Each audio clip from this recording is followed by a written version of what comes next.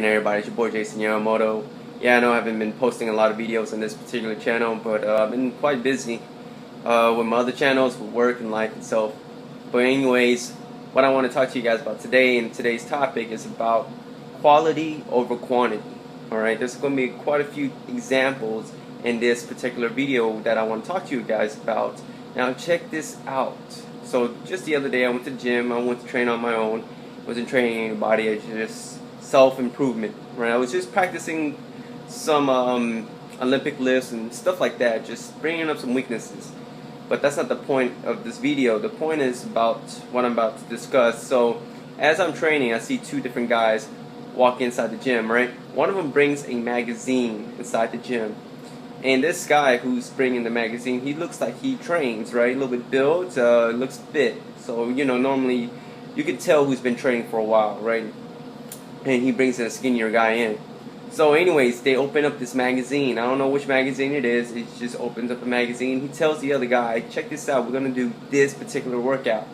And I'm just interested of listening to what he's saying, because I've never seen anybody bring a magazine inside of a gym and said that this is the workout that we're going to be doing. And I was quite interested. So I was just watching and overhearing this, right? And where I was training at, it was a very small local gym. So anyways, I continued doing what I do, right? And the first warm-up exercise off that magazine was the hand clap push-up. Hand clap push-up for 10 reps. Normally, when I hear a warm-up exercise like that, I kind of chuckle inside, and at the same time I feel bad, because that's not a way to warm up. There's only a few ways to properly warm up.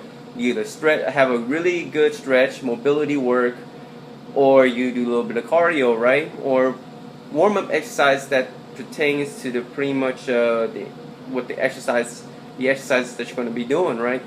But the warm-up exercises was essentially an advanced exercise. It's not just your basic. I would be okay if he just did regular push-ups, right? But he went straight into an advanced exercise as the warm-up. And after he gets up, right, he says, I think I pulled something. That's something you shouldn't say when you perform your warm-up exercise. Yeah, that's something you shouldn't say. So anyways, quality over quantity. Now, check this out. So they continue their workouts, right? Now, they get into the dumbbell press, chest press, right? And on the flat bench. And the guy, he doesn't know his strength, so he picks up a certain dumbbells. I think he got like 30 pounders or something. Anyways, he performs 7 reps. And he puts them down, and he tells his buddy, hey, I can't do 10. And his buddy says, why? These weights are too heavy for me, right? And, you know, when I heard that, I told him, it's like, hey, man, just check it out, dude. Whatever it is, you always go light, and then you build yourself up. All right? You don't go heavy, and then you build yourself down. Then you're just defeating the purpose of working out. And what I was telling him, it's not necessarily how many reps you can do, it's how many reps you can do correctly. Like, I know that some bodybuilders or some fitness guys, they don't really care about form. They just want to push the weight, or lift the weight, or pull the weight, whatever terms you want to use, right? They just want to perform the exercise. It doesn't matter how they do it. And the purpose of training is not necessarily about how much you can push. Now, we're talking about ego lifting, right?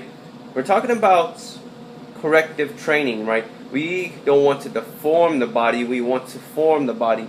Like, I've seen some guys who've been deadlifting wrong all their lives, and you see this hunchback. Every time they are doing their deadlift, you see this hunchback. And I was telling this kid, hey, the purpose of training is to not injure yourself. If you're performing weights above your strength level, you will be able to do it, but it doesn't necessarily mean that you're going to be performing correctly, especially when it's that time to actually perform. you may actually injure yourself rather than completing that particular lift or that particular event or that particular exercise, whatever, that particular movement. So what I was trying to tell them is like, hey, I'd rather train correctly than train in a way where I'm pushing my limits and injuring myself. And I always get this message on my YouTube or Facebook, hey Jason, I just tore my rotator cuff. I'm like, what am I supposed to do? Heal your rotator cuff? Your cuff? You gotta go see a doctor now. You know, I can't heal things. I can prevent it. You know what I'm saying? We're talking about prevention. So what I want to say is, I'd rather perform quality movements, quality lifts, rather than quantity lifts. Because in the long run, you know, a lot of people say you can do half reps in order to build muscle, but I'd rather, you know what? I'd rather train in full range of motion and benefit the entirety of that exercise where my body can recognize that particular movement. But then again, everybody has their own opinion. I want to hear you guys' opinion. Anyways, your boy Jason Yamamoto, and I'll talk to you guys later. Breathe.